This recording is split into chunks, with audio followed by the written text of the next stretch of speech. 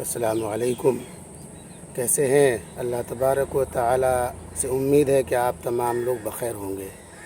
میں آج آپ کے سامنے دانا بہلول سے متعلق ان کے بارے میں ایک مشہور واقعہ سنانا چاہتا ہوں، اور اس واقعے سے یہ پتہ چلتا ہے کہ دنیا کی بے بضاعتی، دنیا کی حیثیت کیا ہے۔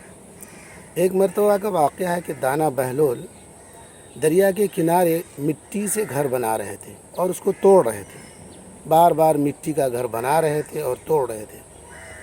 تو ہارون رشید جو اس زمانے کا بادشاہ تھا، ان کی بیوی نے دیکھ لیا، تو وہ اپنی سہیلیوں کے ساتھ آئے، اور آنے کے بعد دانا بہلول سے کہا کہ یہ کیا کام کر رہے ہو؟ تم گھر بنا رہے ہو، توڑ رہے ہو، کیا کام ہے؟ تو دانا بہلول نے کہا کہ میں جنت بنا رہا ہوں۔ تو اس کی بیوی نے کہا کیا تم اس کو خریدو گے، اس کو بیچو گے؟ دانا بہلول نے کہا میں بناتا بھی ہوں اور بیچتا بھی ہوں۔ تو ہارون رشید کی بیوی نے کہا کہ اس کی قیمت کیا ہے؟ انہوں نے کہا کہ 3 درہم۔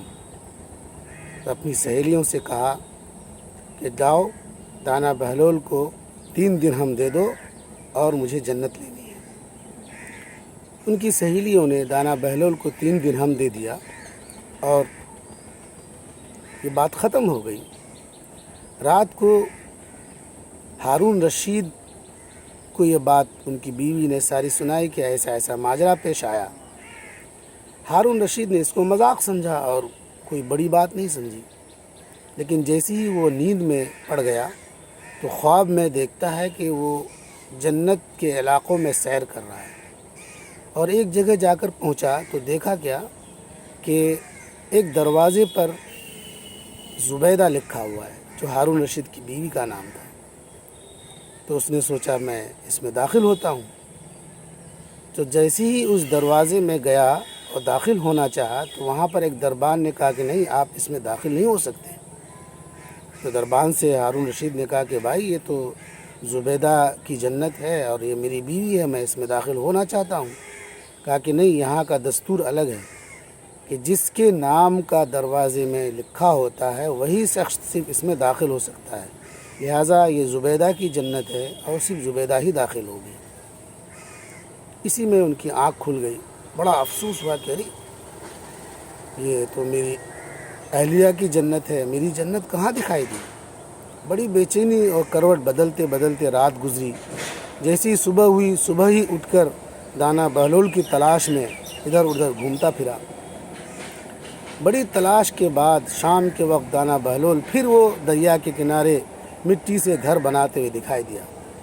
بادشاہ سلامت ہارون رشید وہاں پہنچے اور انہوں نے دانا بہلول سے کہا کہ دانا بہلول یہ کیا کام کر رہے ہو؟ کہا کہ میں جنت بناتا ہوں۔ کہا کہ اس کو بیچو گے؟ کہا میں بناتا بھی ہوں، بیچتا بھی ہوں، کہ اس کی قیمت کیا ہے؟ تب دانا بہلول نے بادشاہ سے کہا کہ آپ کی پوری سلطنت۔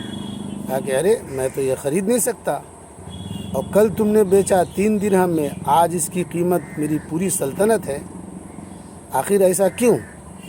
تو دانا بہلول نے جو جواب دیا اس پر ہم تمام کے لیے سبق ہے۔ دانا بہلول نے کہا کہ کل جو ہم نے مکان بیچا تھا وہ بن دیکھے بیچا تھا، جس کو بیچ رہا تھا انہوں نے مکان دیکھا نہیں تھا، اور آج جو میں مکان بیچ رہا ہوں تو جس کو بیچ رہا ہوں وہ مکان دیکھ چکا ہے۔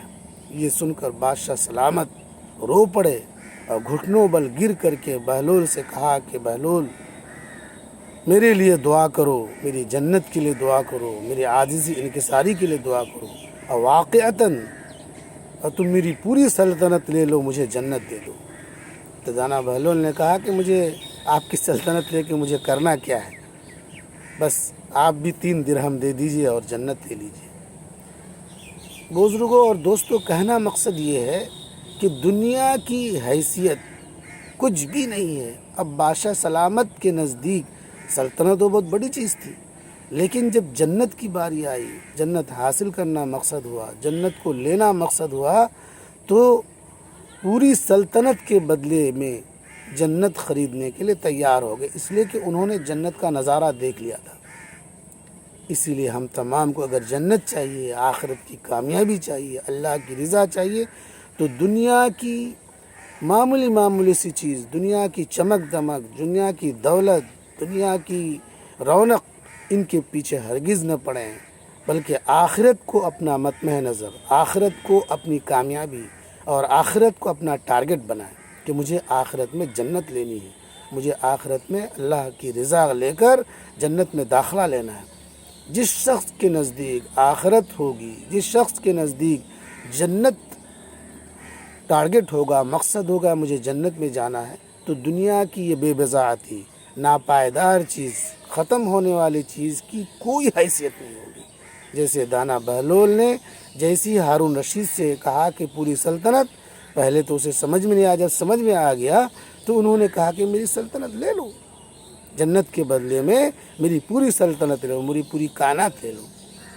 اسی لیے ہم تمام کو اس دنیا کی عارضی چمک دمک کے پیچھے پڑنا نہیں ہے، یہ دھوکہ ہے، دھوکے کی زندگی ہے۔ ہاں ضرورتیں ہیں، ضرورت کے تحت اس کو استعمال کرنا، اللہ کی رضا کے لیے استعمال کرنا، دنیا کی دولت کو اللہ کے لیے استعمال کرنا ہے، دنیا کے جتنے وسائل ہیں اللہ کی رضا کے لیے استعمال کرنا ہے، نہ کہ آخرت کو بھلانے کے لیے، جنت سے دوری اختیار کرنے کے لیے، جہنم کا ایندھن بنانے کے لیے یہ دنیا کی چیزیں استعمال نہیں کرنی ہے، بلکہ اللہ کی رضا کے لیے استعمال کرنی ہے۔ اللہ سے دعا ہے کہ اللہ تعالی ہم تمام کو صحیح سمجھ اور صحیح فہم نصیب فرمائے۔